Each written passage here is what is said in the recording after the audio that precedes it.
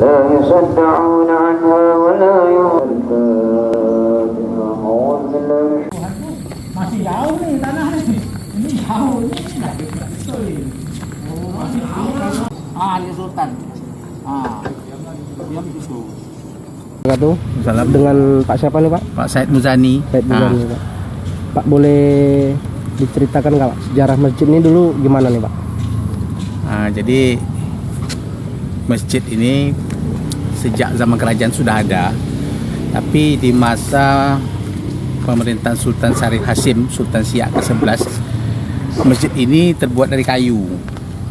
Setelah masa pemerintahan Sultan Syarif Hasim, yang kalau dalam catatan sejarah itu sekitar tahun 1926 itu direnovasi jadikanlah batu, ditukar kayu tadi menjadi bangunan terbuat dari batu seperti yang kita lihat sekarang.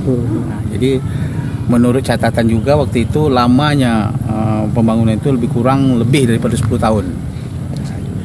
Dan saya sendiri langsung dari saksi sejarah sendiri, itu paman saya, abang kandung mak saya masih hidup sekarang. Alhamdulillah beliau masih sehat di Pekanbaru. Beliau masa-masa kecil itu, kalau bahasa Siak ini belekak tuh mainnya di masjid ni lah. Maghrib, Isya ngaji sini. Kokoknya laman ni dulu, laman tempat main kami, main kelereng, main guli kalau bahasa sini. Laman ni main apa semua, masuk lapangan tu. Jadi beliau di sinilah. Jadi beliau menyaksikan sendiri bahwa di tahun 40-an tu di akhir di tahun 40-an tu masjid ini masih direnovasi lah, disempurnakan lah bangunan batu ini. Jadi masa Sultan Syarif Hasim waktu itu. Kemudian masjid juga dulu ada menara katanya, menara di sekitar ini belakang masjid ini.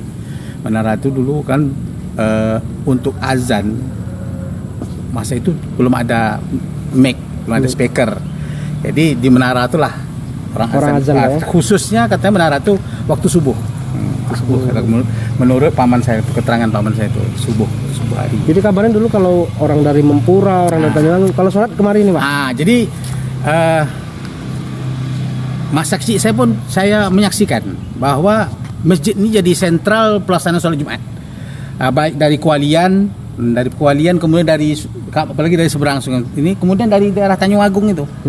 Saya masih ingat orang-orangnya dan keturunannya masih ada sekarang tuh. Jadi setiap Jumat mereka tuh beliau tuh semua sholatnya di sini pakai sampan.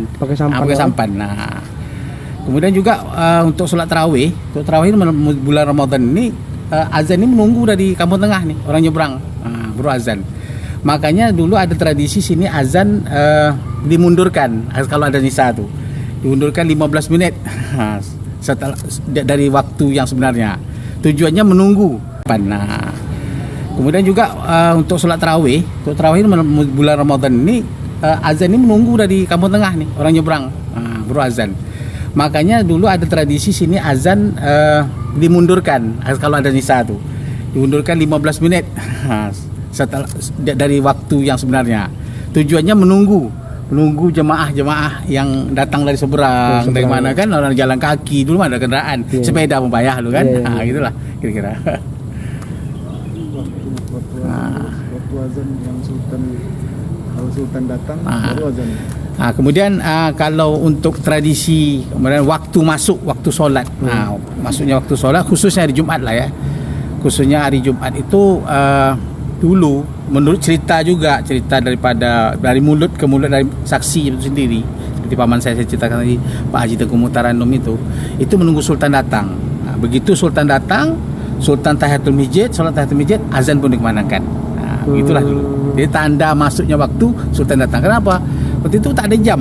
Yang ada jam itu istana. Sultan punya jam pasir itu. Berarti Sultan orang yang taat ya. Subhanallah. Beliau juga di samping beliau sebagai seorang penguasa, sebagai seorang umara, beliau juga ulama. Beliau sempat jadi khatib juga di sini. Dulu ada bahkan ada, saya masih kecil-kecil dulu masih ingat katanya ada buku khutbah Sultan itu dipegang oleh salah seorang kadi menikahkan orang, Pak Kadi Nontel dulu katanya tuh yang memegang buku itu, Pak Abdul Muthalib, buku khutbah Sultan itu. Beliau jadi khatib juga di sini. Beliau luar biasa lah, seorang yang begitu alim lah ya, alim untuk negeri ini, sehingga oleh masyarakat Siak. Beliau juga termasuk orang yang karomah. Setiap apa minta doa beliau tadi orang yang warak kan, dekat dengan Allah. Kalau bisa kata dia mengembalikan menara balik.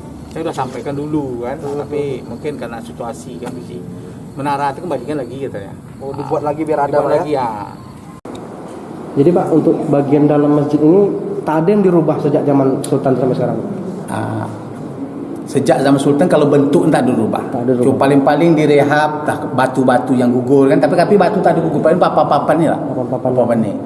Kalau bangunan masjid ni kita tahu bahwa Sultan membangun istana itu, Sultan Hashim ini bangun istana kan tetap selalu seninya itu perpaduan Arab Eropah. Jadi ini perpaduan Turki dengan Eropah nih kira-kira.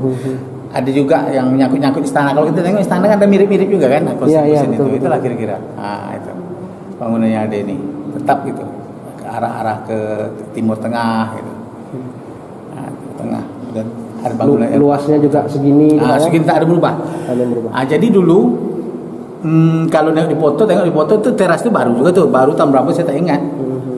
Tak ingat saya tahun berapa tu teras yang tu. Kalau lampu baru. Dulu ada lampu minyak tanah sama dengan istana. Waktu runtuh pecah jatuh. Lampu persis istana tu, lampu istana sini. Yang sini tapi tak ada.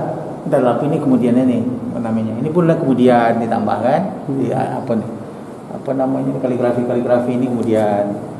Kalau ini karpet kan dulu kan semen licin.